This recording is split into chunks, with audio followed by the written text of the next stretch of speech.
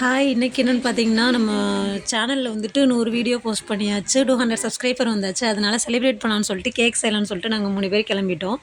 இந்த கேக் செய்றதுக்கு ரொம்ப ஆர்வமா இருந்தது நம்ம சோபனா தான். ஸ்டார்ட்டிங்லேருந்து எண்ட் வரை எல்லாமே பண்ணது நம்ம சோபனா தான். இப்போ வாங்க கேக் எப்படி செஞ்சோன்னு பார்க்கலாம். கேக் செய்கிறதுக்கு ஃபஸ்ட்டு 3 முட்டையை உடச்சி ஊற்றிக்கலாம். அது பீட்டரில் நல்லா பீட் பண்ணிக்கலாம்.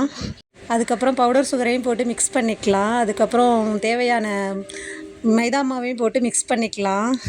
அதுக்கப்புறமா தேவையான அளவு பேக்கிங் சோடா, பேக்கிங் பவுடர், அதுக்கப்புறம் வெண்ணிலா எசன்ஸ் ஊற்றி எல்லாத்தையும் மொத்தமாக கட் அண்ட் ஃபோல்ட் மெத்தடில் வந்துட்டு நம்ம மிக்ஸ் பண்ணிக்கலாம். இப்போது நம்மக்கிட்ட கேக் டின் இல்லாதனால ஒரு டிஃபன் பாக்ஸ் எடுத்துகிட்டு அதில் அடியில் பட்டர் சீட் வச்சுட்டு சைட்லலாம் நெய் வச்சு நல்லா ஸ்ப்ரெட் பண்ணி விட்டுக்கலாம்.